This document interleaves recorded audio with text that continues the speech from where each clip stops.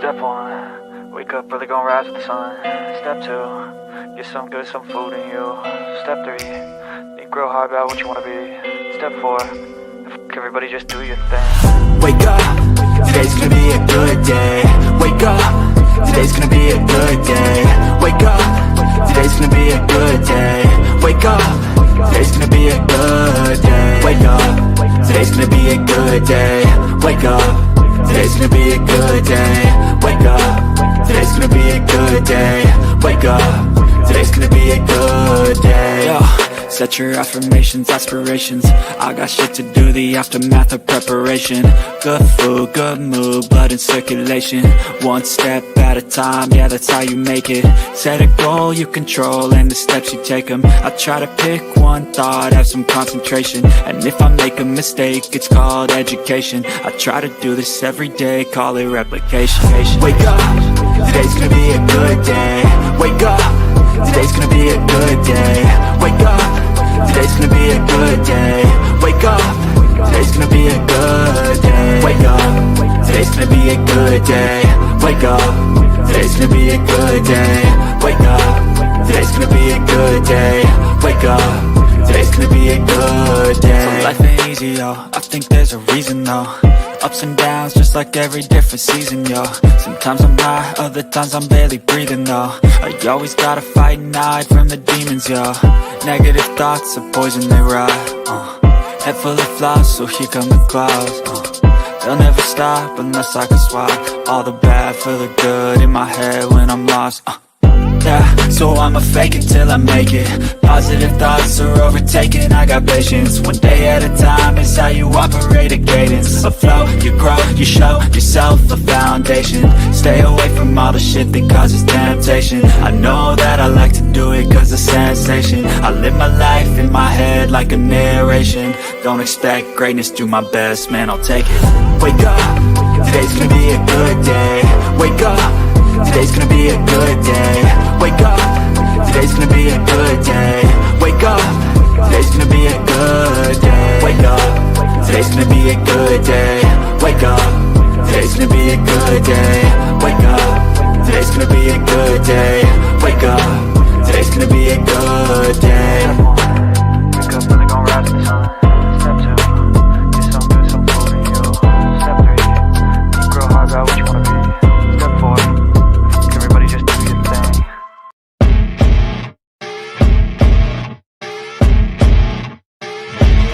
As you wake up in the morning, you want to find the latest, greatest information about criminal cases and have an intuitive conversation about the suspects associated with these cases. Head over to the Bullhorn Betty channel on YouTube.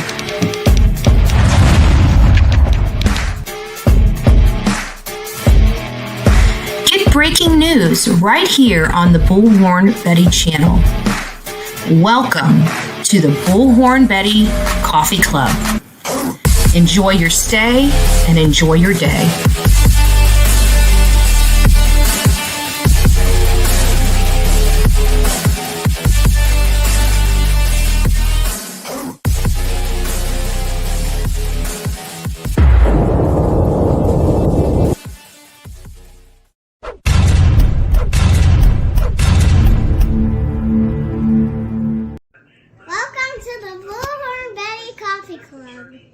There is a massive manhunt underway right now for Vance Boelter.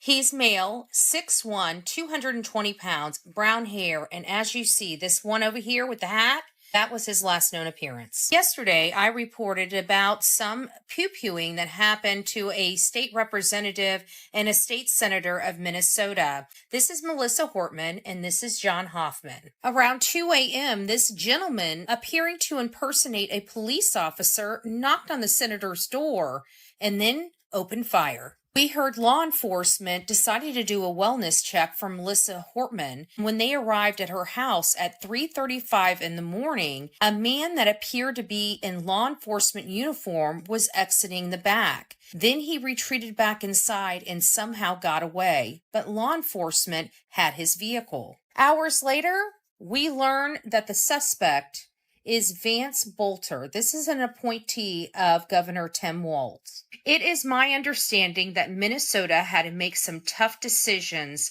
to keep their state budget. And part of that was removing medical insurance from undocumented or illegal immigrants. And this enraged many of their party. What I worry about is the people who will lose their health insurance. I know that people will be hurt by that vote. And we worked very hard to try to get a budget deal that wouldn't include that provision. And we tried any other way we could to come to a budget agreement with Republicans, and they wouldn't have it. So, I did what leaders do. I stepped up and I got the job done for the people of Minnesota. So now Vance is on the run. If you have any information about Vance Boelter, please reach out to law enforcement. You can reach out at 877-996-6222, or you can submit a tip at bca.tips@state.mn.us. I just pray at some point this political violence comes to an end. God bless each and every one of you.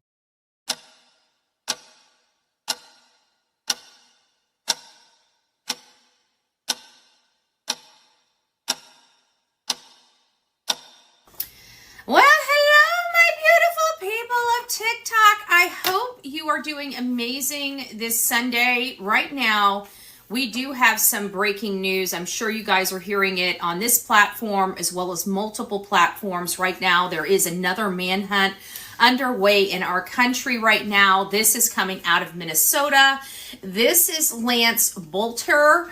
If I'm pronouncing his last name properly, he's 6'1", 220 pounds, and I just recently learned he used a rubber mask to impersonate a law enforcement officer. So it really shows how much effort this man put into disguising who he was to carry out this horrible act. And in Minnesota, our hearts are with the state of Minnesota right now, as they have a state representative that is deceased and another one, and a senator that's fighting for his life. But I have a very comprehensive report right now about Vance Boelter. And we're going to be going over this information. It's a lot of historical information. It's going to get us to understand who Vance is, where he came from. And we're going to try to break this case down a little bit more for you. We know that this is a hot political topic, but we're going to kind of keep the politics as much as possible out of this case, because at the end of the day, we cover true crime. A crime has occurred and a man is on the loose, and he has nothing to lose, which makes him a very dangerous man to the public. So this is going to be handled a little bit differently. We all have our personal viewpoints about it, but let's just come together to get a dangerous man off the street, and then we can have plenty of time to analyze this case and beat each other up if we so choose, okay? So right now we've got major, sorry, my camera's going out, maybe I'll go this way. Right now we have major issues going on. He is on the run. Again, they did have his vehicle. We do have a comprehensive report about Vance that we will be going over at noon on my YouTube channel. So you guys are more than welcome to come over there. It's at Bullhorn Betty it's at Bullhorn Betty on YouTube. We will be on our main channel to go over this. I think this is relevant information that if you are following this case, you will want to know this about the suspect. Law enforcement has given media the okay to name him as a suspect as opposed to a person of interest. I just checked just a few minutes ago, and they still have not located him. Now, on the flip side, we also have another manhunt right now out of Washington State. Now, that Washington State manhunt is for a father that is accused of doing pretty terrible things to his child. Give me a second. Give me just a second. There we go. Sorry about that. So let me find a photo of him. Here we go. This is Travis Decker. From everything I checked out this morning, we will be covering another case later this afternoon on him. But so far, no updates on his manhunt. So we have two major manhunts underway in the United States, high-profile manhunts. So we will keep the information flowing to you guys today. Stay here on Bullhorn Betty here on TikTok and YouTube for the latest and greatest information on both of these manhunts. God bless you.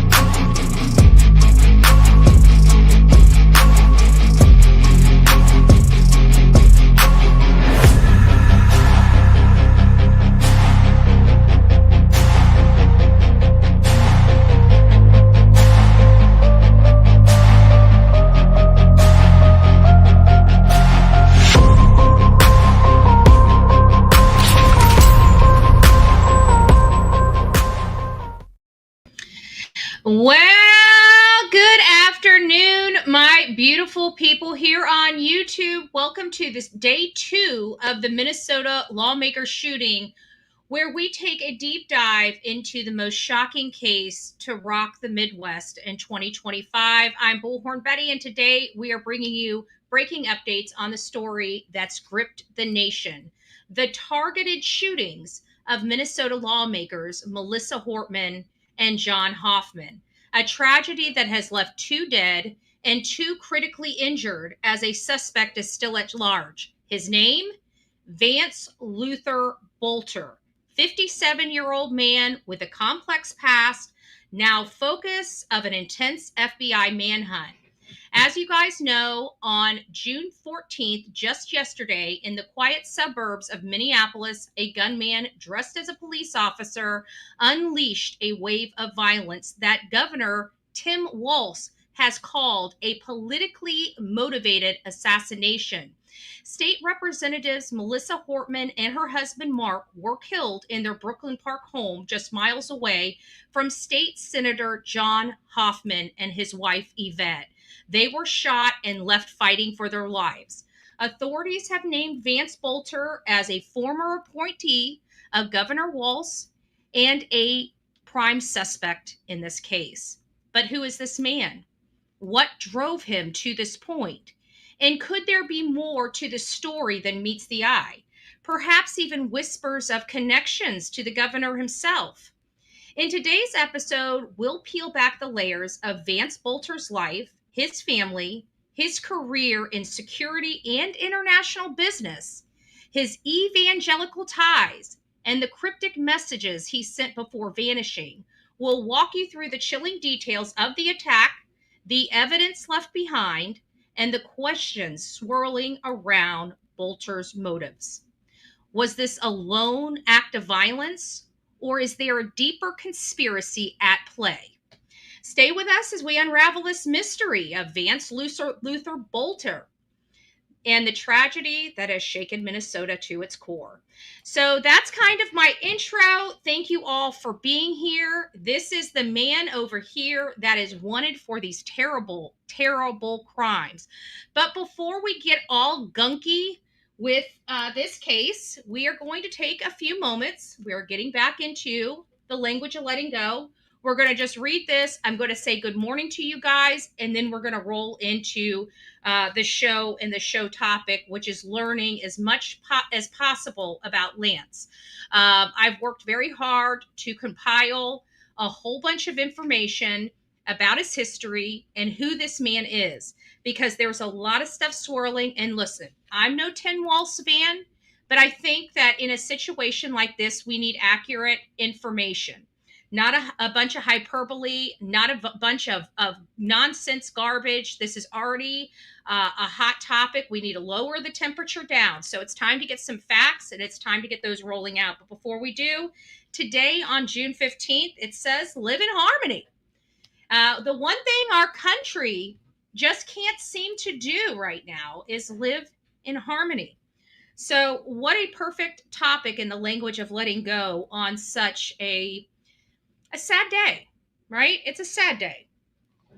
When I began to practicing Aikido, a martial art based on non-resistance and harmony, I discovered how much resistance I still had. The more I tried to relax and practice non-resistance, the more resistance I experienced. I lived, moved, breathed, worked, lived and loved from a place, excuse me, I got my little sticky note here, that was not relaxed. My immediate reaction to any feeling I had was, oh no, I can't feel that. My first reaction to any problem that arose was, nope, this can't be taking place. If someone disagreed with me, I would respond with an attack or by trying to force my will. Sounds very familiar in today's society. And if I had a task to do, I prepared myself by getting tense and afraid. One of the biggest challenges and the biggest rewards we can discover in our lives is to live in harmony with ourselves and the people in our world. We do this by learning to tell ourselves, just relax. From the relaxed place, which some call surrender, we will tap into our true power. We will know how to deal with our feelings. We will be guided into what to do next. God, show me the areas of my life where I am in resistance and help me let go and learn to consciously relax as I go through life. We had a great service today at church. What a great message from the language of letting go. So it's so nice to see all you beautiful people. First to bless the press. It kind of rhymes, right? Bless the Bullhorn Betty Show is our Eeyore Blue saying good morning. It's nice to see you, Love Bug, followed by Lisa B. Always and Melanie. It's nice to see you, lovely people. I don't know why my mouse is not scrolling. Gotta love it. Gotta love it. The real me too is up in the house. It's nice to see you. Bullhorn Betty is present. Don, Cindy, it's nice to see you all. Tina, good morning. It's great to see you. Linda, good morning to you as well. I see Becky is up in the house. West Virginia, holler girl. Denise, hey, hey, hey. Outer Banks is on time today. She's here. She's here, she says. Plant Lady, it's nice to see you. Jack, the Priscilla, hey, hey, hey. Kendra, Cinda, it's nice to see you. Donna, Sylvie, One, Sock, Candy, it's nice to see you. I have to ask you, do you actually sell candy? Do you have candy?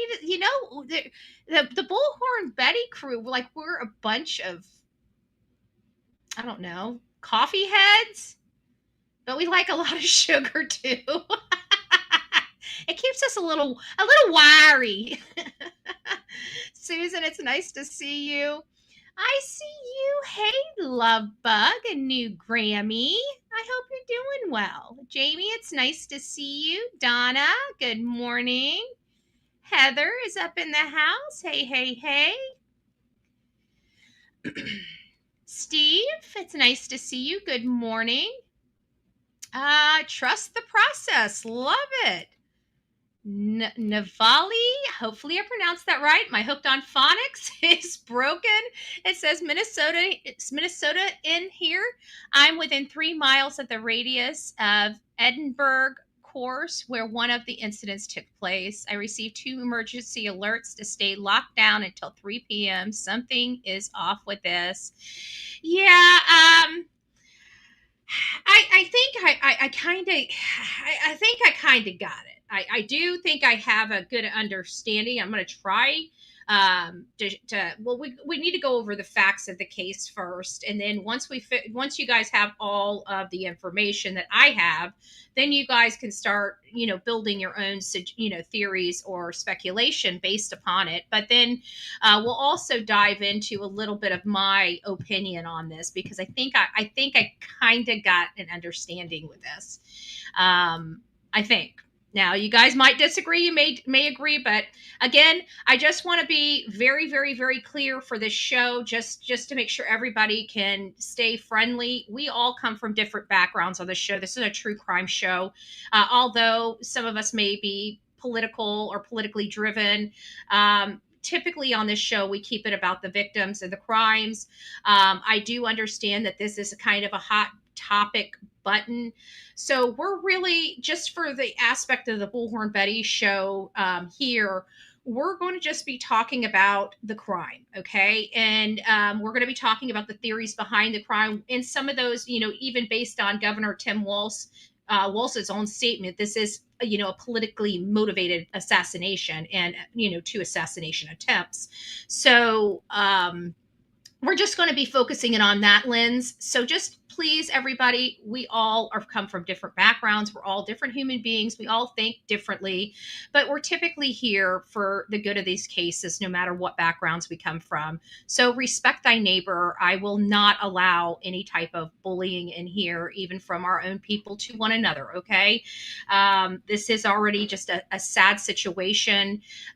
We all kind of beat each other up politically and otherwise. But when push comes to shove, at the end of the day, we're all human. And I expect the people that follow me and believe in me to be human and act accordingly in face of such a tragedy. I don't think anybody should lose their life. I've been very, very clear on this ever, for doing their job. Nobody should be ever, ever, ever be in fear for their life or their personal safety for doing their job. We said this about the CEO of United Healthcare. We're saying it about 2 leaders that politically I disagree with. Does this mean that I wouldn't like them as a person if I met them? That's just insane to me. Okay, I'm sorry. I'm from a person that believes, the sanctity of humanity above all else in this world. And we can, beat each other up with words and everything else. But when push comes to shove, when it comes to our life, liberty, and happiness, we should all be fighting for one another. And I don't care. It just is. I don't like the political violence. I like, doing my thing, and I think everybody should have the right to do their thing. And that's just how I feel about it. And this is just, that's going to be to the extent I'm going to speak about that. Angie, it's nice to see you. Crystal Pistol, be Betty fan. Rest in peace, Summer Wells. Oh, she's never been found, but of course, we've all come to the assumption that she met her demise on June 15th, 2021. So it's just, another sad case. Just horrible, gut-wrenching. We do gut-wrenching work here, that's for sure. It's hard. Lady for Justice, it's nice to see you. Robin, hey, it's nice to see you. Who else do we have? I think I said hi to you, Sherry. Oh, Nani, I don't think I said hi to you, so it's nice to see you, Nani. I said hi to you, Sylvie. Oh, Faye, we got Faye up in the house. It's nice to see you, Lovebug. ML, is it IML? Breaking Bad mask. I know. Well, the crazy thing is IML, we were just literally talking we saw this, like the synthetic realistic masks, and it freaked me out so much, even though it wasn't true crime. I showed the people on our channel, and then the crazy part is I don't even think that was a couple weeks ago, was it? I think that was in the last 2 weeks that I showed you guys those masks. Does anybody remember that? His wife is in custody. So we are learning right now that Vance Luther Boelter's wife is currently in custody. Now, I don't know if that's protective custody or if she's somehow involved in this situation. And I just want to tell you, because not all people understand that they are, that their significant other is doing things. Okay. So we can't assume. Donna, thank you so much. And for all of our beautiful fathers, which we don't have a lot of fathers in true crime, right? It's mostly a female thing, but we have some guys. We have some guys. We've got quite a few guys that are starting to tune in more to true crime than they once did. So that's always a positive. But to all of my fathers out there, all of my uncles, my grandfathers, for the dads, happy Father's Day. I just want to tell you guys, without you, the world would not go round. I got to tell you, because when I was a kid and there was a monster under my bed, I didn't call mama. I called daddy. I called my daddy. I was a daddy's little girl. My dad spoiled me rotten. We had, you guys know my story, so it wasn't all pink bows and butterflies, but when it was good, it was great, And my dad taught me a lot of stuff. And the one thing that I can always attribute to my father is he made sure he taught me so I never had to depend on a man, right? He never wanted, I really do believe he wanted to protect me from ever meeting somebody like him in a park, great, he was a good dad, but when he drank, it was not good. And how he treated my mommy was really, really bad. So we'll leave it at that. But I will tell you that he is an amazing man and taught me a lot of stuff. And I can promise you that man gave me the life he never had. Okay. No matter his shortcomings or anything like that, he broke the cycle that has plagued his family for generations. So, with the bad, there is a silver lining, there is the good, but don't ever mistaken. My dad was a good dad to me. He really was. It was just he had a lot of childhood trauma as well. But I don't have to depend on a man. If I need to wire something up, my daddy taught me that. If I need to fix my plumbing, my daddy taught me that. If I need to put a roof on my house, my daddy taught me that. My dad taught me a lot, and those things I use to this day. There is not I can tell you right now, no matter where this world goes, because of my father, I will always have a job. I will always have the means to take care of myself. And I'm very thankful to my father. So happy Father's Day to my dad. Happy Father's Day to you beautiful guys. And for those beautiful moms out there that have to be both mom and dad, happy Father's Day to you too. God bless. All right. And we have Mama Bear. It is nice to see you, Mama Bear. I just lost. There you are. There you are. Quite a few people in here. Hobo's Life. Hey, hey, hey. Brenda, good morning. Good morning. It's me, Jen. Hey, love. I hope you're doing well. Happy Father's Day to you. Here for the truth. Thank you. Thank you. We all are. I appreciate that name. I like that name. Mutt Rescue. He was registered Republican with a Republican voter record, so him going after her voters against her own party makes no sense. Actually, everything I've read, he's a registered Republican. We'll go over the details, and I'm pretty sure that many of you guys will get cleared up. And if for those that I have not gotten to and hadn't had an opportunity to say good morning to you, good morning. I see Little Orange Man up in the chat. Magic Star, good morning. We're just going to run through these. Deanna. Ginger, hey, hey, hey, love. Missing anybody else? Dixie, good morning. Mama, it's nice to see you. Maritza, it's nice to see you as well. Christy, hey, hey, hey, hey. I think I got just about everybody. I don't see anybody I missed. If I missed you guys, I am truly, truly sorry. You're just going to have, Grave Crime with Grace. I see you. Good morning. Or good afternoon. All right, so let's go ahead and start learning about this. Who is Vance Luther Boelter? Let's start by getting to know the man at the center of this manhunt. Vance Luther Boelter, born July 23, 1967. Boelter is a 57-year-old man, and as you guys hear from his description, he's 6'1", weighs approximately 120 pounds. He has brown hair and brown eyes. Believe it or not, he is a husband. We just learned that his wife was just recently detained or arrested. And he's also a father. And this is where I'm just kind of, what? And a father of 4 daughters and 1 son. And to be able to injure Melissa and Yvette is disgusting to me. He's a father of daughters. Of daughters. Okay. Anyways, I'm not going to get hung up on it. Living primarily in a rural home near Glen Isle, Minnesota, and this is in Sibley County, and that's about 50 miles west of Minneapolis. He also rented a room part-time in North Minneapolis, a detail that's going to become critical later.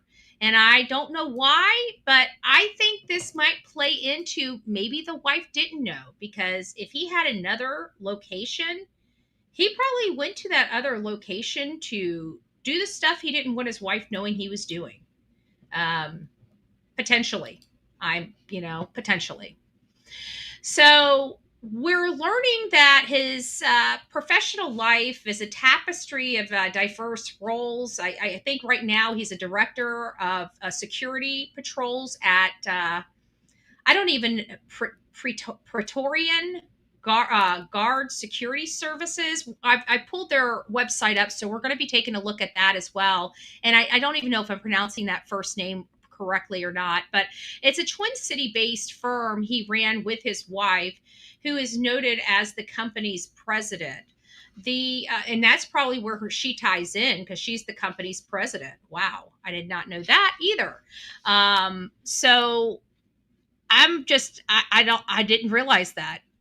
When I cut and paste that sentence, I never finished that sentence apparently. But this one, the firm's website boasts police type Ford Explorer SUV, and the reason why this is so important is because a vehicle pulled up to the house resembling that of a law enforcement vehicle. But what people don't know is that Boelter has an extensive high risk zone, like Eastern experiences in Eastern Europe, Africa, the Middle East, even the Gaza Strip and West Banks. I mean, we're not talking about, somebody driving a security car around, that's a rent-a-cop, like mall cop, right? We're not talking about that. This guy has some serious experience in security. A lot, I think it's a lot more than people understand, almost military like, if you will. And why do I just, some people, there's going to be some conspiracy theories and speculation, even based on these facts, that we're going to try to address here, because I can see that this is going to it could potentially get out of control. The words of it could get out of control very, very quickly. But I have to be honest with you, when I was looking into his past, he has almost a military type of past, not a security guard type of past. I think when I read it, I was almost envisioning a security company, like a rent-a-cop. And this seems like a little more involved than just a rent-a-cop, but we'll see. These claims, while unverified, paint pictures of a man well versed in security tactics, perhaps explaining how he allegedly impersonated a police officer before the attack. I mean, to be honest with you, when I heard all of this stuff, you know what the first thing that came to my mind? And I'm sorry, I won't lie to you guys. The first thing that came to my mind is CIA op. CSI clearance, I bet. Something. Hey, Grave Crime. She just gifted a Bullhorn Betty membership. Oh, look at that. Melanie did too. I missed you guys. So Melanie gifted a Bullhorn Betty membership. Grace gifted a Bullhorn Bunny membership. If you received your Bullhorn Bunny membership, welcome to this crazy family we call the Coffee Club, i.e. the Insane Asylum. Grab your straitjacket and your padded room. Welcome to the crazy house, y'all. Welcome to the crazy house. Hey, Michelle, it's nice to see you. So it's quite interesting. It's quite interesting. And so his wife is obviously an integral part in understanding who this man is. And as you guys heard, breaking here on this channel from Lady for Freedom. Is that the one? I'm so sorry. I got to go back up and marry Lady for Justice. Sorry. I knew I had it wrong. I'm sorry, lady. Good gracious. The wife is now in custody with law enforcement, but Boelter's career extends beyond security. He claimed to be a CEO of Red Lion Group, a company based in the Democratic Republic of Congo. Okay? The Democratic Republic of Congo. Very worldly man here. Very worldly man. Where he worked on projects as recently as 2023. He also held roles in the food industry. That's a little scary. For 30 years, including as a general manager for Shakopee-based food distributor and representing Marathon Petroleum's convenience store chain. Additionally, Boelter worked in a funeral home industry in Wolf Funeral Home and Metro First Call. His education background is equally varied. Boelter graduated from St. Cloud State Management and a doctorate in leadership from Cardinal Stritch University of Milwaukee, which closed in 2023. He also attended Christ for the Nations Institute, a Bible college in Dallas, aligned with his deep evangelical Christian faith. Boelter's spiritual life is notable. He and his wife once led the Reformation Ministries, a Christian nonprofit with tax filings from 2010 listing him as a president. In 2023 video, he preached to a congregation in the Democratic Republic of Congo, sharing how I met Jesus at 17. Expressing strong viewpoints against abortion and certain American social values, which goes against his own party. This evangelical streak includes outreach to militant Islamists in conflict zones where he claimed to share the gospel to dissuade violence. As for his criminal history, Minnesota records show no major convictions, only minor traffic violations. This clean record makes his alleged actions all the more shocking to those who knew him, like his neighbor, Kevin Efforts, who described Boelter as pleasant with no red flags. So the man with a multifaceted life, a security expert, a businessman, a devout Christian, and a father. But how did Vance Boelter go from this becoming to Minnesota's most wanted? Pretty interesting. This is a pretty interesting case, I have to be honest with you. So now we're going to go ahead and get into the details of this case. Many of you guys know, if you've watched me yesterday or watched my videos coming out in the last 24 hours, you guys would know the first attack happened at John Hoffman's house at 2 a.m. And this is where they allegedly got a knock at the door. And I don't know if the officer made it into the house and shut the door or started firing right there.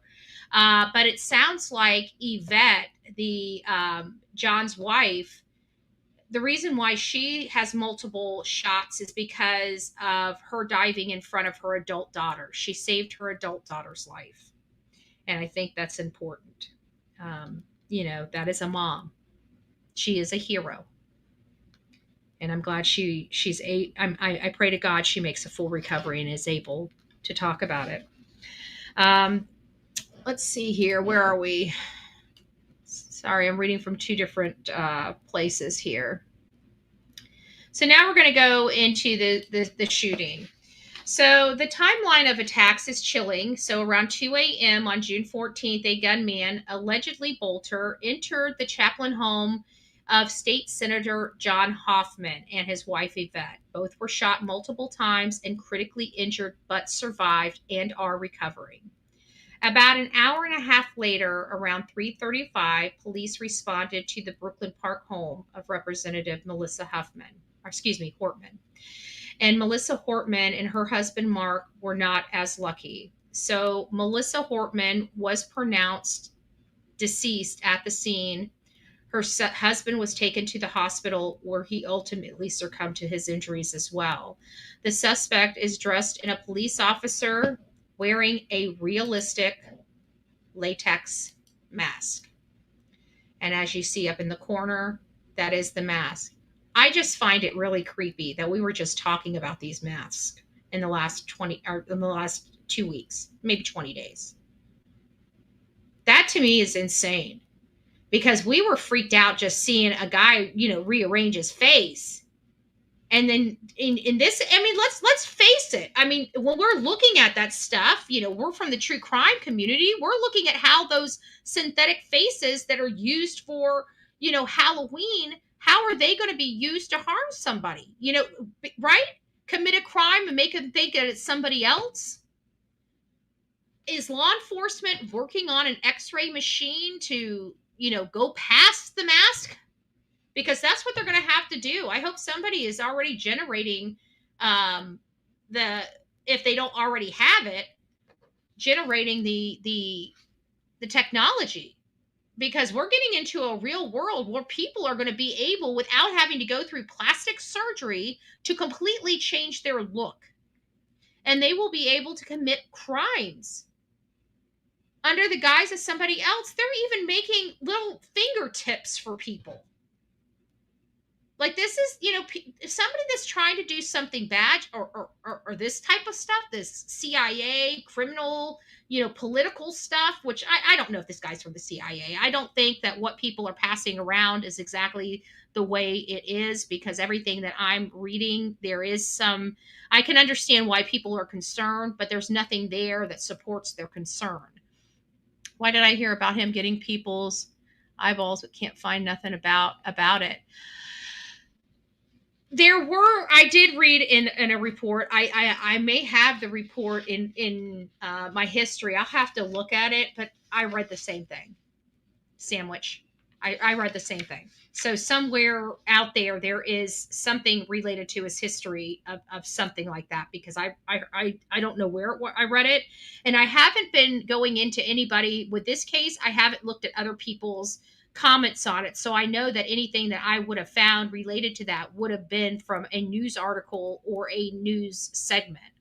I have a funny feeling I've read it for some reason. I don't think they would put that in a segment, and I don't remember visually seeing it. I almost remember that it was in print form, and I read quite a lot of articles to compile all of this.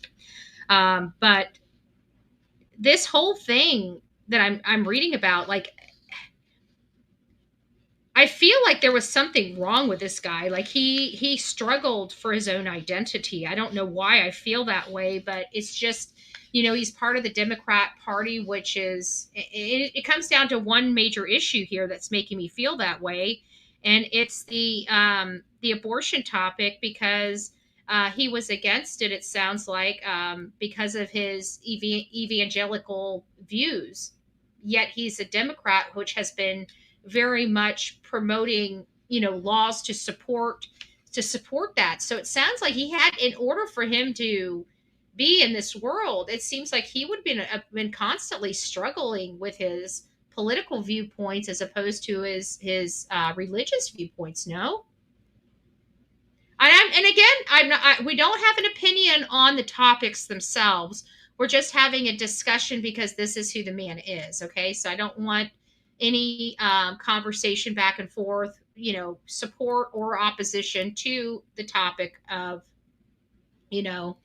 so I just want to make sure that you understand mentality of this guy too, in the psychological war. Some of these things, the reason why some people are messed up is because they do have a psychological war within them. They do have an issue where they believe in one thing, but also believe in another that contradicts one another. And if they're two passionate items of yours, that could cause some major turmoil within yourself, I would assume. So that might be a key factor there. But getting back to this, obviously there was a Ford Explorer with police lights at the home of Representative Melissa Hortman. And I said yesterday they did find the vehicle, and I was confident if they found the vehicle, they would know exactly who was responsible for this. And of course, you saw the photo over here. This one right here. This is what he looked like with the latex mask on. He's got a light. He's got a badge on. He's got the navy blue uniform on.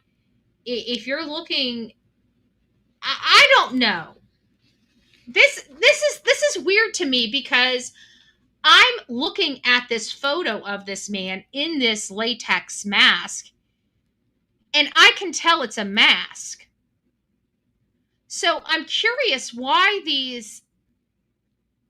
would these representatives and senators open their door? I mean, wouldn't they have looked out their peephole or something?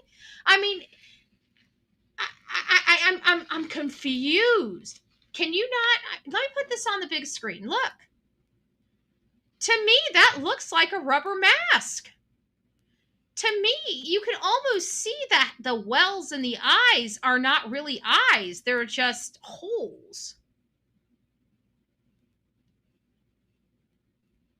But he sure does look like a police officer, but he has his light up too. He probably has his light shine just enough that it's kind of blinding them to open the door. And it is reflecting off of his badges. So their eyes, I mean, let's think of this. If you're going to the door, are you going to be looking at their face or looking at the shiny thing that keeps beating in your eyeballs, taking your attention? Because that badge looks like it's awfully shiny. Extra polish on that. Extra polish on that. But to me, that looks like a fake mask. That doesn't even look real in the camera. Very concerned about that. Very, very, very concerned about that. So we have him in the latex mask. And I don't know if they can tell whether it's latex or silicone or whatever. I've been hearing they're making him out of silicone. He's obviously, let me put this back up again because I'm not done describing him. He's in tactical gear. Emerged from the house. Oh, and he fired at police and fled after the shootout. Inside Hortman and her husband Mark were found deceased. Investigators did find a manifesto. I'm hearing here's the names. There was over 70 names. This guy was going after. I don't know what would make him just flip his wig like he did. But he listed over 70 names, including the governor himself. And he was appointed by Governor Tim Walz. Well, Tim Walz is on that. Ilhan Omar, Tina Smith, Keith Ellison, as well as, he's going after the A providers, the Ocean providers and advocates. And the flyer referencing No King's protest linked to anti-Trump demonstrators planned for President Trump's birthday were also recovered, along with an AK-style firearm and a Father's Day card addressed to Boelter. That is creepy. After the shooting, Boelter returned to Minnesota home on the 4800 block of Fremont Avenue, where he rented a room part-time. At 6 a.m., he texted his roommate David Carlson and Ron saying, "I made some bad choices. I may be dead soon," and expressed love while insisting they knew nothing of his plans. He broke a window at the house, possibly accessing a vehicle before fleeing. A SWAT team leader raided the property. The FBI is now offering $50,000 reward, leading to Boelter's arrest, describing him as armed and dangerous. He was last seen wearing a light-colored cowboy hat, a dark long-sleeve shirt, light pants, and carrying a dark bag. Authorities believe he may be trying to leave the Twin City area, with tactical units searching his Green Isle home and surrounding areas. Oh, I missed some things. Hat found. Hat found. Where I'm a bear is saying hat is found. So give me just a second. Let me go back through this. Oh, look at this. You guys are so sweet. You guys are so sweet. Michelle, a member for 12 months. Well. Everybody, happy birthday to Michelle. Happy birthday to you. Cha, cha, cha. Happy birthday to you. Cha, cha, cha. Happy Bullhorn Betty birthday to Michelle. Cha, cha, cha. Happy birthday to you.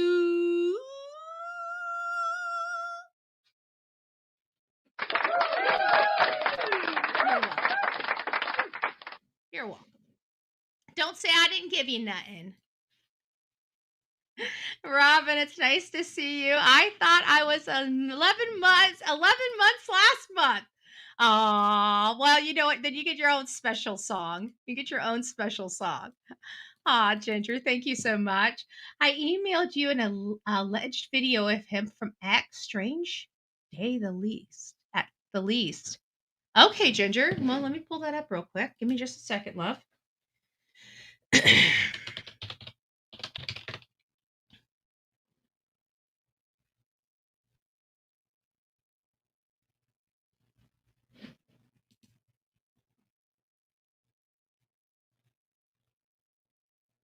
There you are.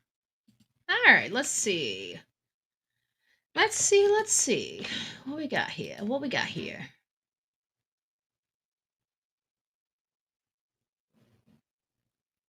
Oh. Ooh, we do got some. Thank you, Ginger. All right. We're pulling this bad boy up. Thank you, Ginger. Let's see what we got. We got the man himself. The man with no plan, going straight to hell. Let's see how crazy he sounds. I'm not listening to him. He's probably going to sound smart, but I'm still going to think he sounds crazy as, bag of freaking rocks.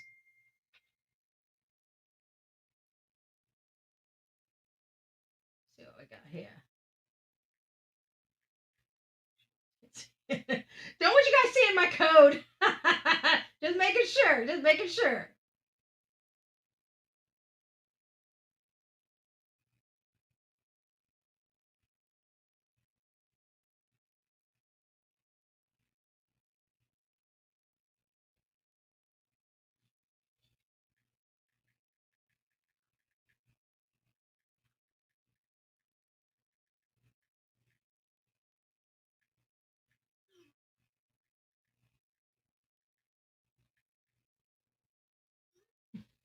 Okay. All right, let's pull him up. Coming up now. There he is. All right, guys, let's see what this man has to say. That I use. I live in Green Isle, Minnesota, about an hour away from the Minneapolis-St. Paul area. I'm affiliated with 2 funeral homes. I work full-time for Wolf Funeral Home, which is an intake location for about 6 funeral homes. And we also do all the intake for the National Cremation Society and the Neptune Society for all their cremation customers as well. So I mainly do removals at this point. So I work at Wolf full time, and then I also work for another funeral home called Metro First Call, and they also do traditional removals at nursing homes, assisted living apartments, but they also have contracts with medical examiner's office. So like one contract is the Hennepin County Medical Examiner's Office. I don't know how I like this guy having access to bodies. I'm not sure.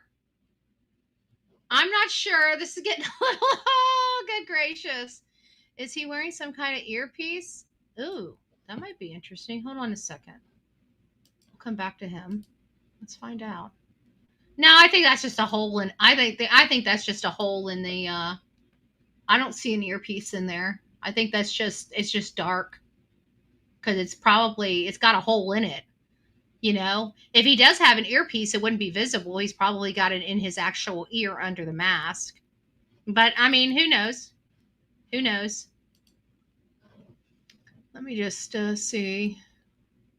Gosh, I'm at work and people are buying every single thing. Wow.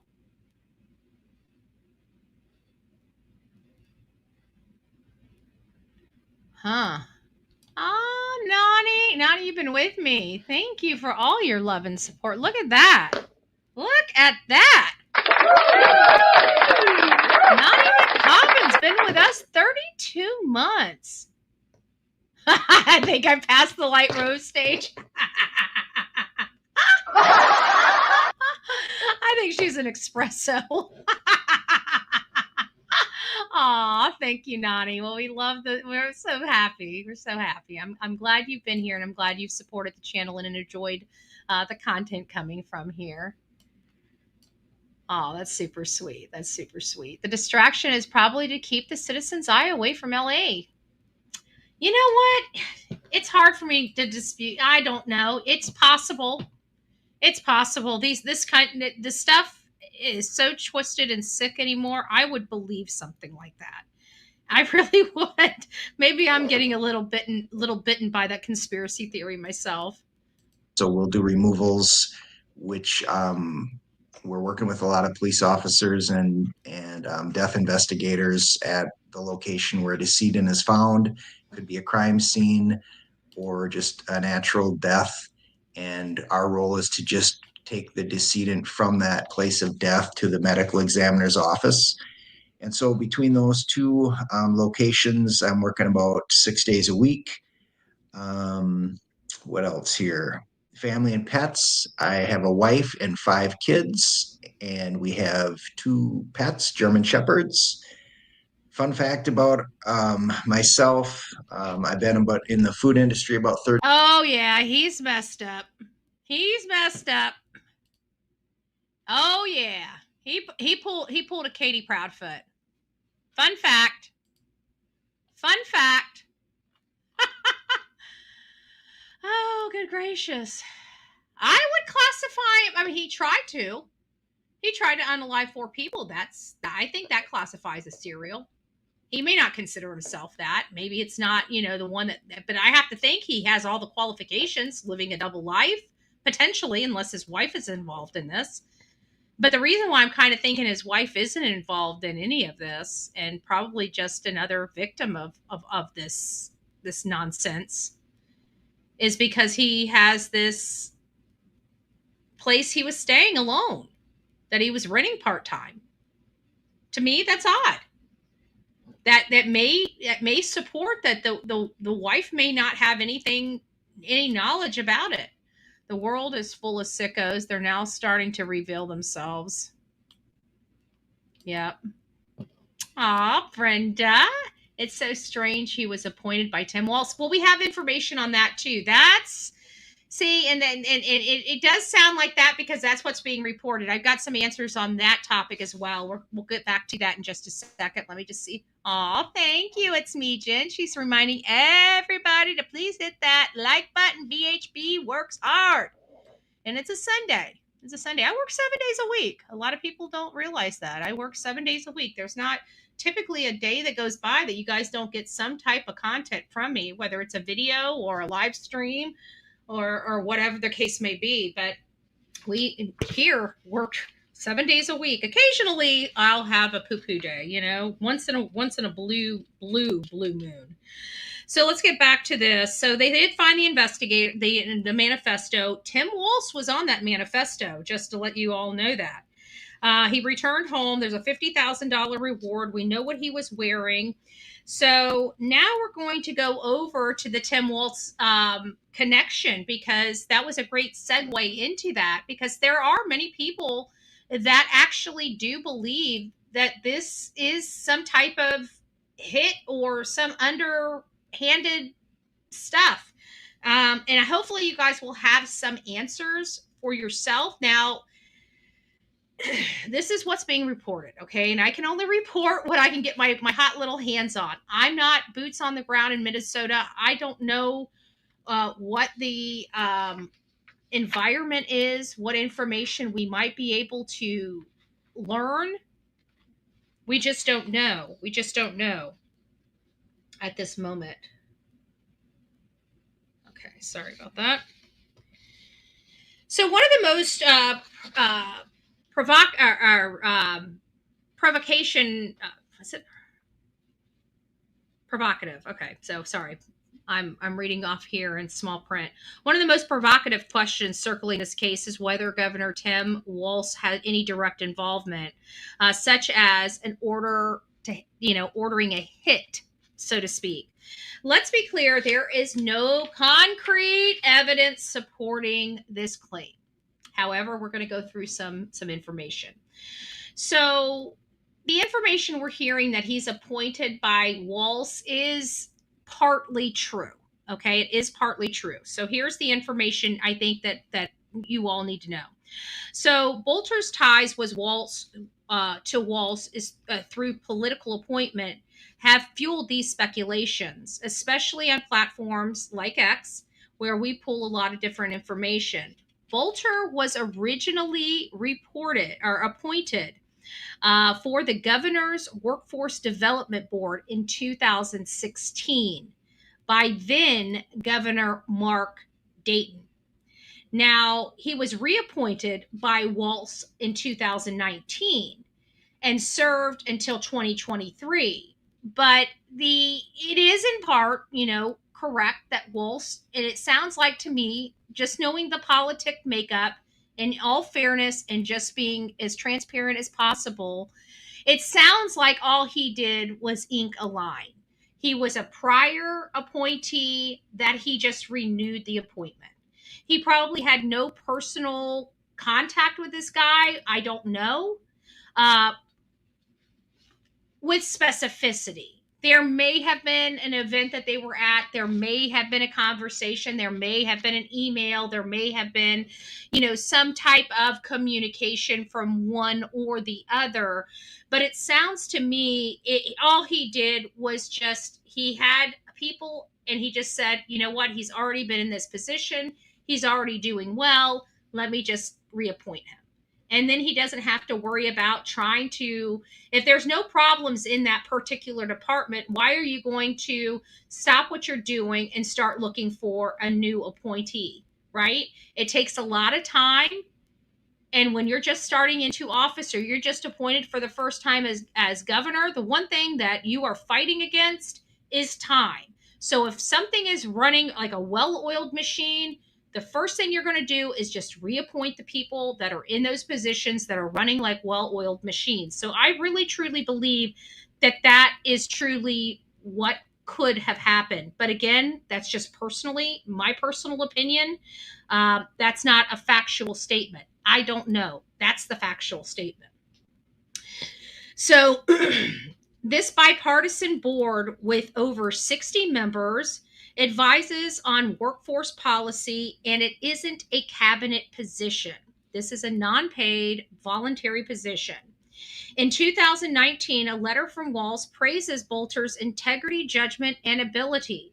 He also served alongside Senator Hoffman on the board. Though investigators say there's no clear evidence of a personal relationship, they do have direct contact. They were on the same board. So now we've been able to tie Senator Hoffman directly to Vance Boelter, the man at large. The idea of Walz ordering a hit stems from a post on X. Like others claims, Boelter's wife had a relationship with Walz that aided his appointment. However, this is unverified and lacks credible sourcing. Now, deep secrets like that could be true. They could not be true. They could just be a smear, an opportunity, right? You're hearing about this case. Now it's an opportunity from the opposition to capitalize on the situation. And it does happen. We see it on both sides.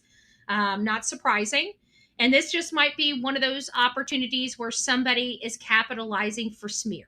So just take that into consideration when you're listening to this stuff. And the reason why I'm gently talking to you guys, because I know you guys know about true crime. I don't have to walk you through all this stuff like I do when it comes to this politics stuff, because many of you guys aren't scholars in politics. And this is one thing that I have good knowledge in, that I think I can kind of explain the behind the scenes stuff because I've seen it all. And that's why I feel like, the reappointment was really kind of that, just to be, again, just for transparency. I don't necessarily like I don't know these people, but I don't like their policies. So it's not going to end my life what's going on in Minnesota. I've got no dog in this fight to move people one way or another. I want you guys to have all the facts and make up your own information. Walt's office has emphasized that thousands are appointed to such boards, and the governor doesn't typically interview candidates. And like I said, I have a funny feeling this is going to be a situation we're going to find out. He's a brand new governor. There's certain departments that aren't problems, and might as well just keep them there until you have time to evaluate the personnel.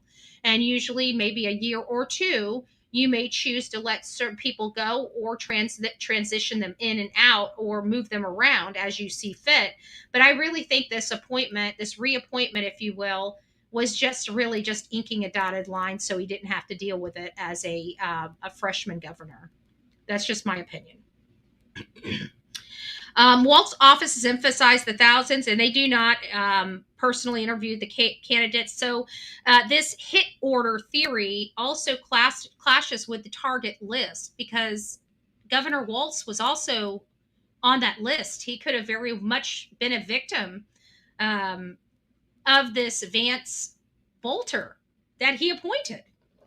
So I don't know if this is really going to be a situation where Waltz is tangled up in this, in all fairness. Critically, the political climate may have amplified these rumors. The shooting followed a controversial vote where Melissa Hortman cast a sole Democratic vote for a Republican bill that stripped undocumented immigrants of state-funded health care, sparking backlash.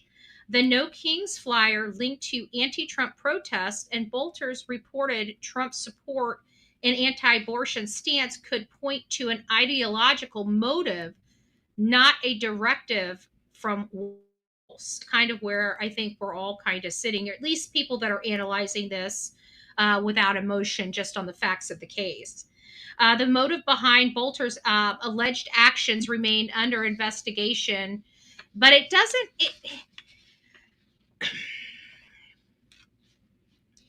it's a little weird for me, because I don't know if this is if this really has anything to do with their current vote. I feel like this is the motive, but like I feel like even though they are in close proximity to one another, the vote 2 days later, she's deceased. Everything that we're learning about Vance is not leading me to believe that it was based upon the vote. It seems like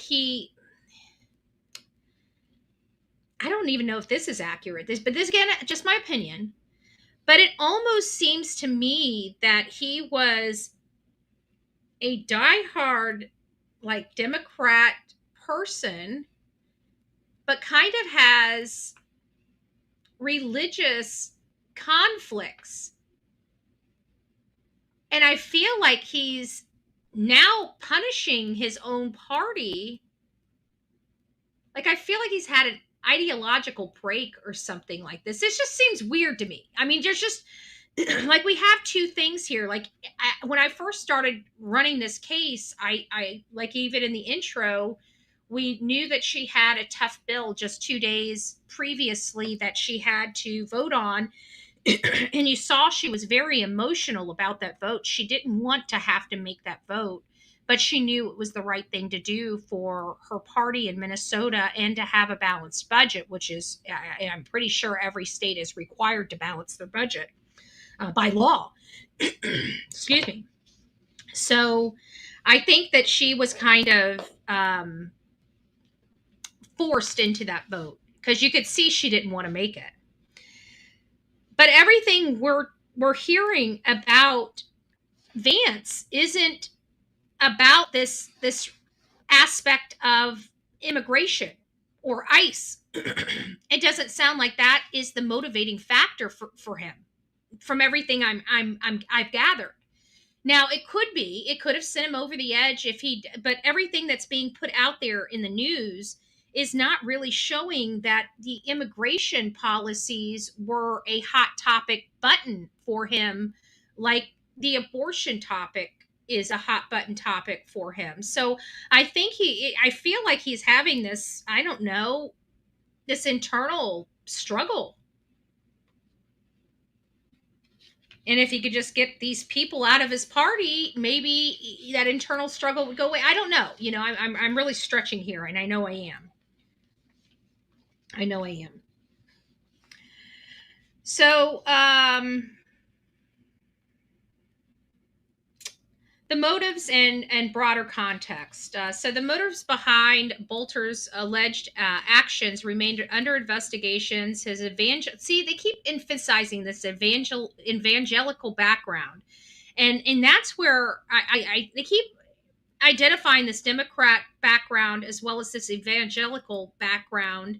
And I don't know why they're emphasizing all of these in several of the different articles that I read, but it seemed like they're almost polarizing that. And I keep thinking if they're polarizing that, maybe there's a reason they're polarizing that. Maybe they know something. They just like the mainstream media may know something, but just can't state it because they might have a source and they can't reveal who that source is. And by revealing the information would ultimately reveal their source. So they're making suggestive inferences in their reporting. But I noticed that they seem to be focusing on this evangelical side to him, and I feel like that's the struggle for some reason because it seems like it's popping out all over his history and his backstory, and vocal opposition on the subject matter of abortion, evident in sermon and conversation in his with his roommate, suggested a possible ideological driver, especially when the inclusion of abortion advocates and his list as targets. The No King flyer connected anti-protesters. He reported, and his reported vote for Trump in 2024 aligns with his conservative leaning, despite no party preference listing in the state records. So it sounds like he left his party. It sounds like he left his party, and his reported vote for Trump in 2024 sounds like he voted for Donald Trump. Makes you wonder if our votes are confidential, how they know how he voted. I'm just saying. I don't trust Big Brother. The broader context is polarized in America. The shooting came amid a violent backlash to Trump's immigration policies and protests planned for his birthday. Hortman's vote on the health care bill may have made her a target for extremists, though it's unclear if Boelter specifically reacted to this. And that's what I'm trying to convey to you guys. It doesn't, even though these things are all playing, and it might go into who's the one that said that this might be a distraction. This might be, what a heck of a distraction this is. But it does kind of make you wonder, It does make you wonder. So, as we close this episode out, the manhunt for Vance continues. Minnesota, they're very resilient. They will bounce back, but we have to remember the two people that were executed here, their parents, they were human beings.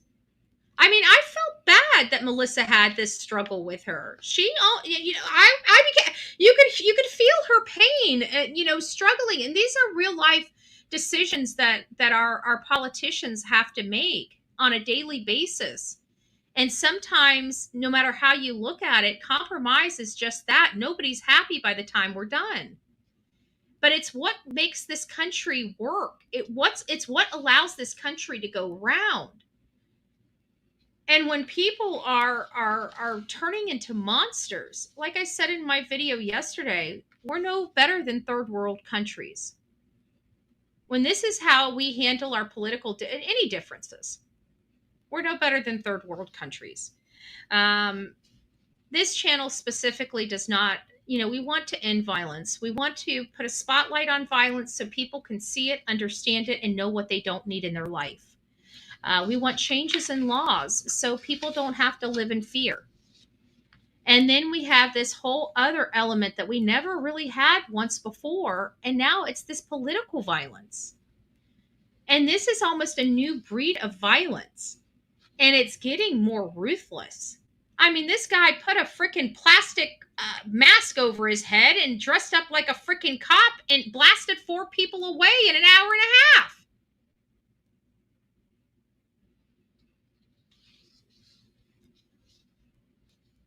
And not only that, but then to sit here and say he's a devout Christian. How's this dude planning on getting through those pearly gates?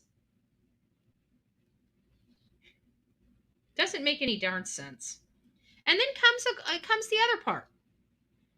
How do we know that somebody didn't kidnap him, tie him up, take his car, put a mask over their head, put a body double in there and frame him? If you really want to go conspiracy theory, we can do that. But I mean, honestly, if somebody told me that this day and age, I would probably believe it. I would probably believe it.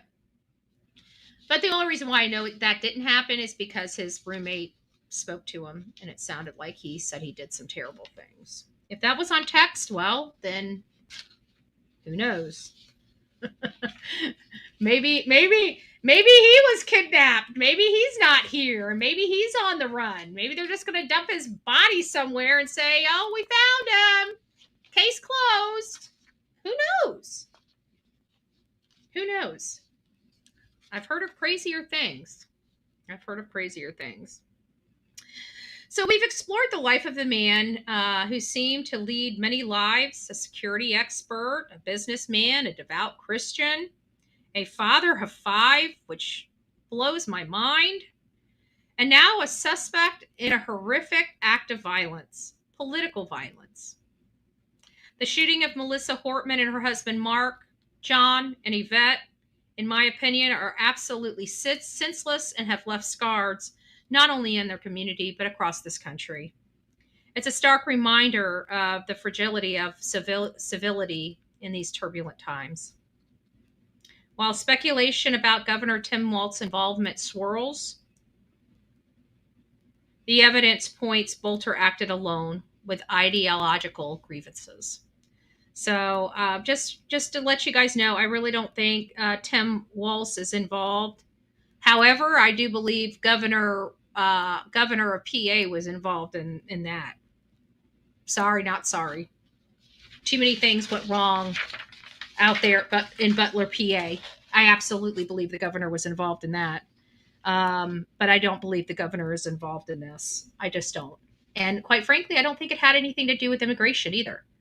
So it's my position. This guy is just cuckoo for Cocoa Puffs. Let's finish listening to who he is. 30 years, and that led to an opportunity. I was invited to the Democratic Republic of Congo, which is located in Central Africa. When I was in high school, the country was called Zaire. That's a little bit more familiar with people, but it's the largest, second largest country in Africa, right in the middle in the center there, and was asked a couple years ago to go and see what I could do for ideas on helping their food supply system. Their population is about 100 million people, and they import 80% of their food currently. So some of the food companies I worked for in the past were Farm to Fork, like Del Monte Foods and Golden Plump Poultry, where we did everything from at Del Monte, we planted the products to harvested them to process them and then shipped them out. In Golden Plump Poultry, we had our own hatcheries, grow out barns with the farmers. It makes you wonder what in the world happened to this guy.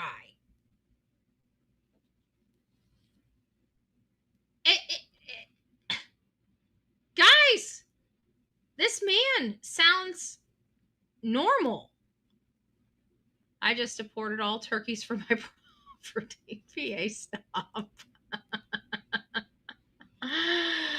Oh, good gracious. Oh, good gracious. I don't understand why you would open your door at night time of night. Well, when you're in politics, you know, they send officers to your door if something's breaking off. So, you know, that would have been they would have had a knock at their door from law enforcement, you know? And I just don't know. I just feel like he probably shined the light just right in the you know, the peephole or whatever the case may be. But I don't know either. I don't know either. I pray we get more understanding as John and Yvette start healing and, you know, are able to start recovering and law enforcement can get in there and really pick their brains. Their details that they have will tell them a lot. It'll tell them a lot about his moving. But I'm looking at this guy. This guy is probably thinking to himself, I mean, it seems like he's had a normal life. It doesn't sound like this man is a criminal. And he just committed the worst act possible. What would drive a person to do that? I mean, I listen, I'm very strong in my convictions.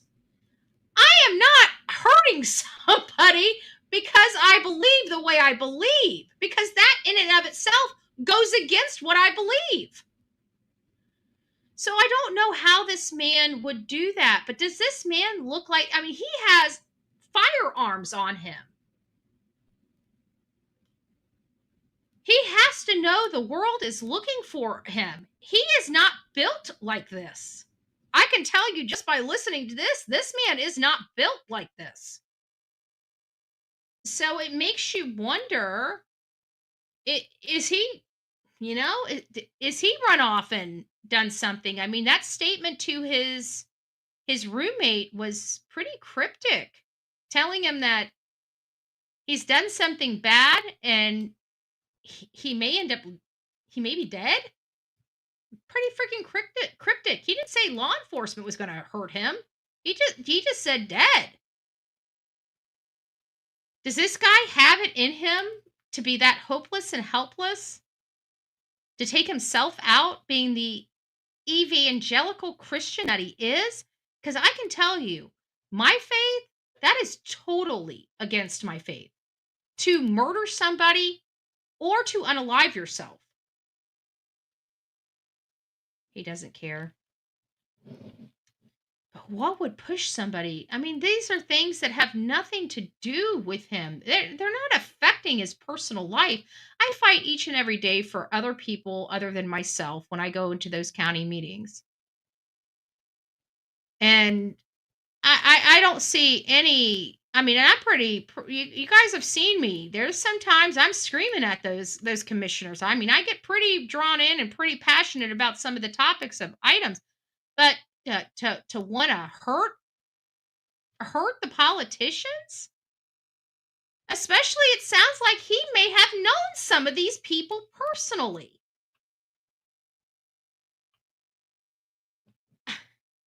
I just don't get it. And then processing plants. So between those two companies, I have some experience with agriculture, And so over in the Democratic Republic of Congo, I had some ideas Sorry they if thought were pretty if the promising. quality is degrading. It's StreamYard. There's nothing I can do it. I was meaning to reset the computer and I forgot to restart it. But hopefully I'll do it after this, and tomorrow we won't have these problems. But I won't hold my breath. Which the company I was working for at the time wasn't interested in doing anything in Africa. So I talked with my wife and we decided I just put in my 2-week notice and we just go off on our own to try to do these projects to help out in Africa. So we're All right. So now we're hearing about Wifey Poo. Wifey Poo is his partner in crime. Wifey Poo probably knows a lot more than we think she knows based upon this interview here, because she's his sidekick, right? She's his right-hand man, so to speak. They have a business together, they travel together, they can be around each other 24/7, 24/7, period. 365. Because that's the way they've designed their life. They both work together, they are married together, they have kids together. That's the design of their life. Based upon this new information, I can't imagine his wife having no knowledge. Their office address is on the internet. Oh yeah, we'll get to that. I've got that pulled up. I've got their I think I got their website. I'm pretty sure I picked up their website somewhere. I was reading it this morning, unless I shut it down by accident.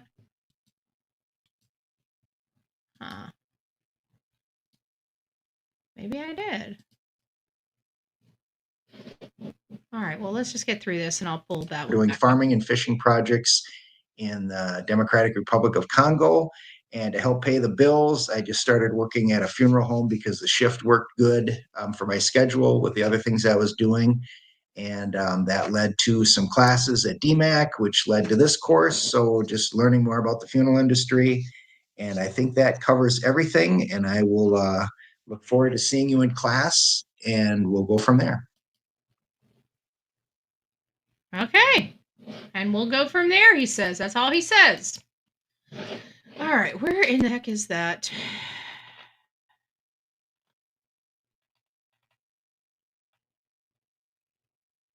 Okay, well, this one gives us a little bit of a different angle. Yeah, I think that's what he did.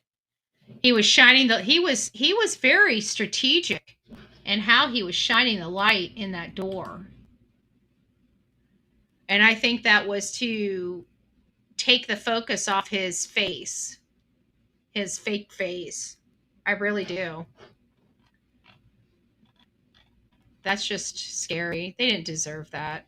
And to see her so emotional about the vote, too, she seemed like a nice lady, trying to do the best for her community. And just because we don't agree politically doesn't mean I want harm to come to her. She seems like a nice lady.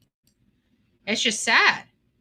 What kind of world are we living in? I can't believe. Let me go to my history. I know I had it up. Maybe it's on the other computer. I did most of my work on the other computer. Masterpiece.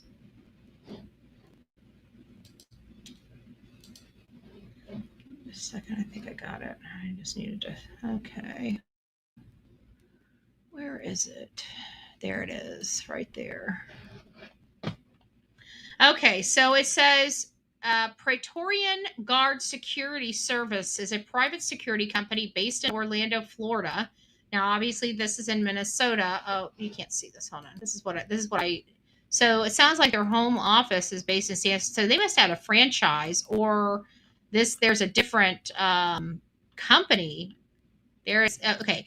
It's worth noting that in a separate incident, a man named Vance Boelter, who is listed as the director of security patrols on Praetorian Guard Security Service website, was involved in a shooting in Minnesota. Boelter is still at large and was identified. So this must be he's the director of this branch, is from what I'm understanding. And so I had an opportunity to go to the website itself. This is St. Louis, so this may not be the one this is in Missouri. But this is just to give you an idea. They have a website set up here, services, quotes. The one I was on earlier actually gave the quotes online. So this particular one has offices in St. Louis, Missouri, Spring Hill, Missouri, Memphis, Tennessee, Chicago, and Illinois, Springfield, Illinois, Tampa, Kansas City, Dallas, Miami, Nashville, Washington, New Orleans, Cincinnati, Atlanta, Orlando, Maryland, Columbus, Houston, LA, Bakersfield, Las Vegas, San Diego, San Francisco, and then St. Louis Mobile and St. Louis Executive. So that's what they're listing here on their website. Let's go back. There was a website that I found. Maybe it's this one. Yeah, and this is the member pricing. So I don't know if this is it, but this is the one to give you an idea of what they do here. So we have an Iron membership, and this is an entry-level membership. Iron memberships include 2 random armed patrols each week of your property. It's not, and then it says social unrest assurance. So they're saying they'll control or put them in priority when there's civil unrest. This particular costs about $659 a month. That's less than $8,000 a year for this particular. Then you got your bronze, which is about 4 times, 4 trips around the property, 4 random patrols, access to other suites of services, security, protection on trips, security for events, social unrest, and that's about $1,280 per month. And then they just tier the services and provide you a monthly fee based on what type of security patrolling. So that sounds, so the way that this website sounds is this sounds like it is a rent-a-cop, right? So why do we have a rent-a-cop that is so locked with other countries, including Islamic extremists? Why is it everybody that does this type of stuff in this political era always seem to come back to some type of extremism from overseas? It's just odd. It's just odd to me. So I wanted to give you guys as much information as possible. That's everything that I've been able to compile so far about Vance. I don't really have much else to provide to you except the stuff that has came out since this morning around 6 a.m. That information I'm not up to date on because I've been doing my research 6 a.m. and preparing my live streams at 6 a.m. And then we had church and then we came live. So I haven't been able to update on here. Actually, you know what? Let's just do that real quick while we're here. Let's get the most updated information. Why not? See if there's any other stories that came out since then.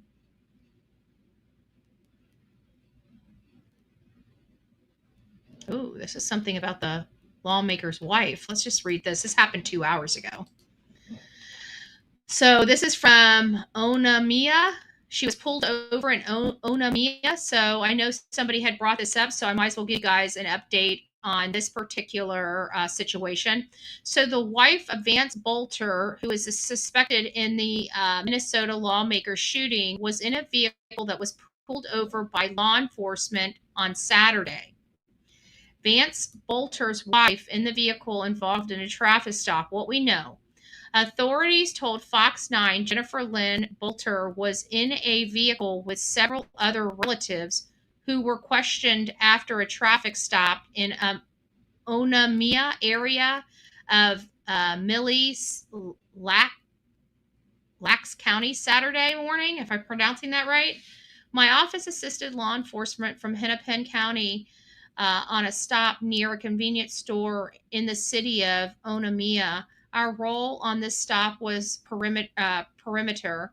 We did not search or question any of the occupants. I was told by my staff who was responded that the shooting suspect's wife was in the car along with several other relatives. Kyle Burton, county sheriff, told Fox 9.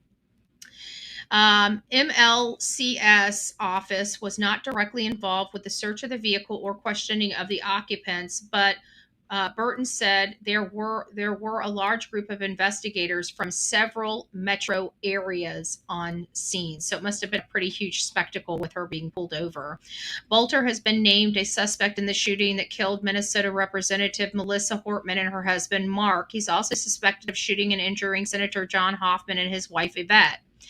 And of course, we just went over the details. I'm not going to go back over these details again with you. So let me see if there's any details in this article that I failed to address.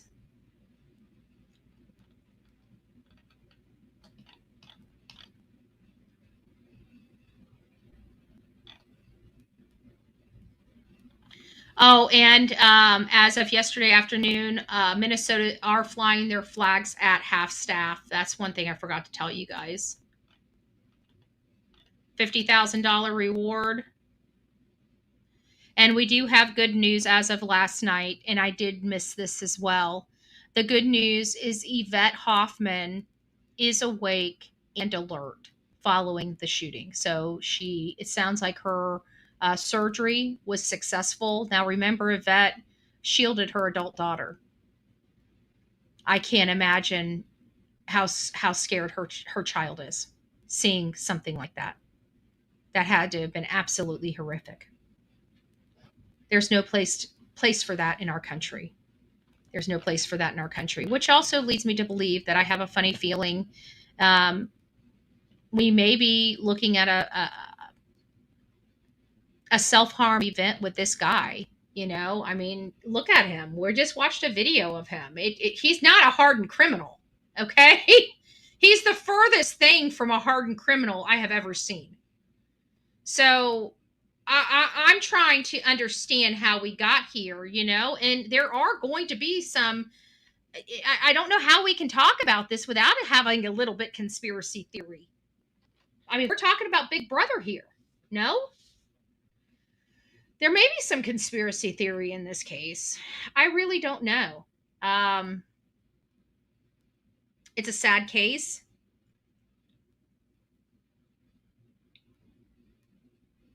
But of all the crazy people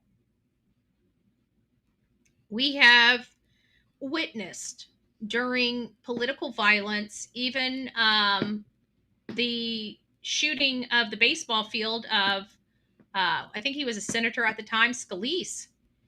I don't know if you guys remember that. That was pretty epic as well. But the person, when they threw his photo up there on the screen, it was like, okay, you know, I could see that. When we started reading his rhetoric and listening to how he was speaking on, we could see that. We could understand why we got into this situation. Not that it should have happened, but we can see the progression. Here, I'm looking at a guy that does not look like a hardened criminal doing very, very hardened criminal type of things. And the only way I can think of it is that he has a secret alphabet soup attached to him. He did it, or somebody's framing him. I mean, those are really our three options that we have on the table with this case. I just don't, you know, when it comes to our government politicians and seeing this and hearing this story about this guy, I don't see how he thought doing this would get his, you know, put his point across. I don't understand what his end game with this is. It just doesn't, it seems like this is, usually, I'm going to say this, and you're probably going to say every crime is senseless, and I agree with you. Every person that dies at the hands of violence is a senseless act and absolutely preventable no matter how you look at it. But in this particular case, I don't see how taking Melissa or John out of the equation would advance his positions. You know what I'm saying? Like usually if you take somebody like Tim Walz, for example, Now, if he was somewhere up with Tim Walz or some of the cabinet people or some of the people close to him, now I could see that. But I don't see the opportunity. I mean, I see the means and the means and opportunity, and they don't have to prove really motive to it, and I get that, but I still don't see the rationale behind it. Because usually if you're taking somebody off the playboard, it's so you can make a move. And I don't know what move he would have been able to make that would have got him in a better position with these two individuals off the board, if that makes sense. So that's kind of where I'm at with all of it. I got to get going. Love y'all. Oh, you too. It's me, Jen. Be blessed. I'm rolling out. We're wrapping up right now anyway. So that's really is the show. Hopefully I taught everybody and everybody that's going to be replaying this show. I hope you guys learned something new that you guys didn't know about this man. But remember, he is armed with a firearm. He is armed and dangerous. If you see him, please do not approach him. Do not even try to get his attention. You just quietly meander over into a corner where nobody can see you, and you call the authorities and have them come and take care of it. Do not get involved with this. I don't care. I don't care what is the motivation. This guy is extremely dangerous. Your life does matter, and he doesn't mind taking it. So keep your distance. Stay out of his view. If you're not in his view, you're not in a bullet's view, okay? That's the way I'm looking at it. Don't become a victim. Don't become a hostage. Stay away from him. If you see him, call the authorities. Trust me, they got all the gear and all the equipment to handle a man like this, okay? So you have a safe, loving, and caring Sunday. Today is Father's Day. Please don't forget to tell the wonderful men in your life, thank you for everything, especially if you're their child. And I hope you guys have an amazing day. We will be back sometime today. We've got a lot to go over. I'm doing a lot of studying. This kind of took me off a detour, off the studying I should have been doing. Oh, hey, Sonia. I hope you're doing well, love bug. I hope you're doing well. And hopefully we can keep this, it's going to be a hard balance, but I'm really trying to make sure we keep this case within the bumpers, okay? It is political. It is politically charged. We're in a politically charged environment, but we're true crime, and we've got an animal on the loose in this country. So let's just stay focused to that, and I think we can at least see justice. If we want to go back to beating each other up after we get this deranged lunatic off the streets, then so be it. But until then, let's come together. Let's get this deranged lunatic off the streets so we all have an opportunity to argue with each other in the future. Okay?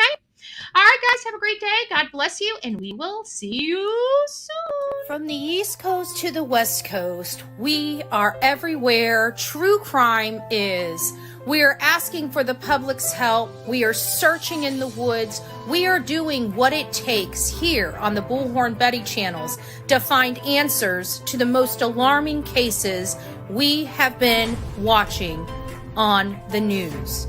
I can tell you personally that I have traveled this entire country seeking these answers and bringing that content right here to you here on the Bullhorn Betty channels and Bullhorn Betty Crime Stories.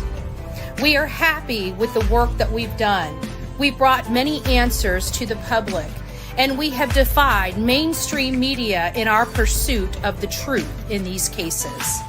We will continue to work, we will continue to fight for these victims, and we will continue to tell their stories here on my channels. Welcome to the Bullhorn Betty brand of channels and the Coffee Club. Thank you for your love, thank you for your support, and more importantly, thank you for allowing me to bring these victims' stories to each and every one of you, advocating for each of these victims. God bless you, God bless America, and more importantly, God bless our victims.